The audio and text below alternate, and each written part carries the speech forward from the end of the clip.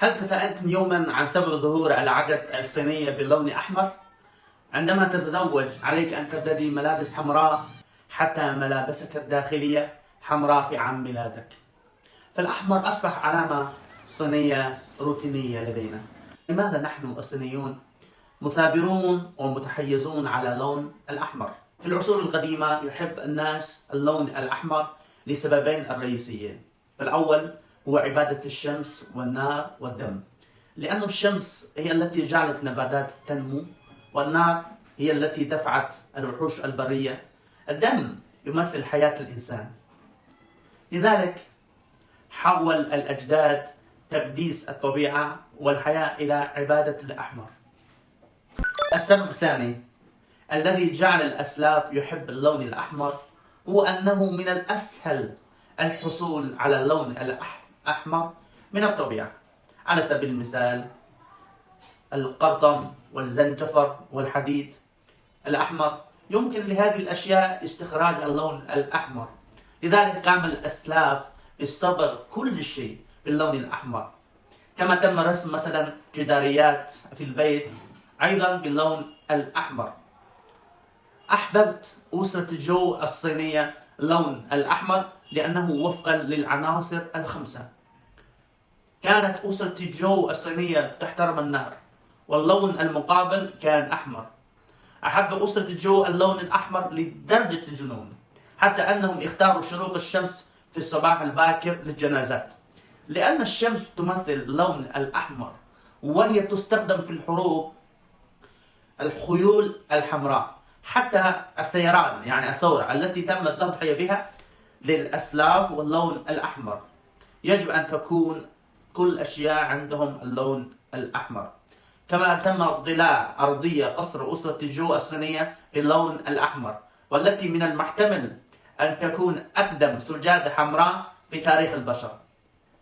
وفقا للعناصر الخمسة، كان من المفترض أن تكون مطلية باللون الأصفر عندما حان دور أسرة هان الغربية. لكن كونفوشيوس، هذا كونفوشيوس أكيد معروف عندكم كل واحد، قال إن اللون الأحمر هو اللون الأناقة ويمثل نسب الإمبراطورية. أراد ليو بان إمبراطور أسرة هان الغربية، كان هو مولودا في عائلة عامة الشعب، لكن هو من أجل إظهار أن لديه نسب الإمبراطورية تدور إلى رداء أحمر. يجب أن يكون القصر أحمر، وحتى الزي العسكري الذي يتم ارتداؤه في الحروب باللون الأحمر. يبدو أن ارتداء ملابس حمراء للمحاربة زاد كثير من الجيوش والمعسكرين من القدرة. في أحد أسرة تانغ والسون الصينية وصل تطور سيراميك أو ما يسمى الخزف الصيني إلى ذروته، ومع طريق حرير البحري بدأ تصديره إلى الخارج. لذلك أطلق على الأجانب اسم الصيني تشاينا، وهو ما يعني السيراميك أو الخزف الصيني. المنتجات عالية الجودة في الخارج هي الأحمر والبني، والأجانب يسمون هذا اللون باللون الأحمر الصيني. صارت اللون الأحمر ليس حكرا على الأباطرة فحسب، بل أصبح الأحمر يمكن للعالم كلياته استمتاع به معا.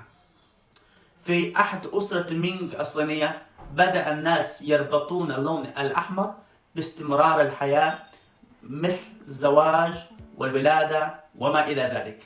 وكانوا يعتقدون أن كلما زاد عدد اللون الأحمر كلما زادت حجمه زادت حيوية، وبالتالي بعض الرجال والنساء أكدوا زواجهما، فهم قاموا بتبادل عقد الزواج.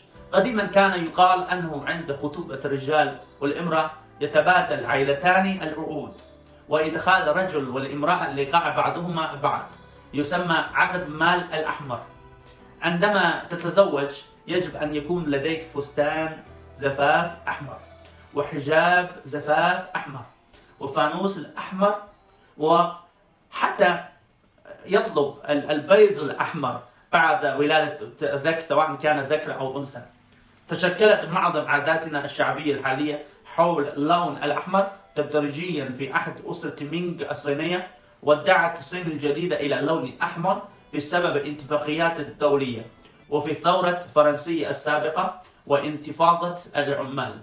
يعتقد أن النضالات الثورية ستنطوي على إراقة الدماء، لذا فإن اللون الأحمر يمثل القوة والحرية.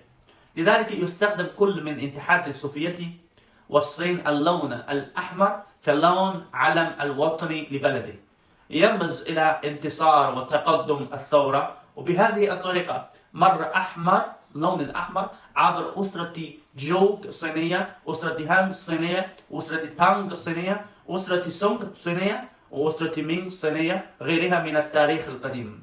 جمعت دعاية سلالات معا دلالات جميلة للقوة والأمل والوفاء والفرح، ومنذ ذلك الحين أصبحت علامة تجارية لشعبنا الصيني هو اللون الأحمر.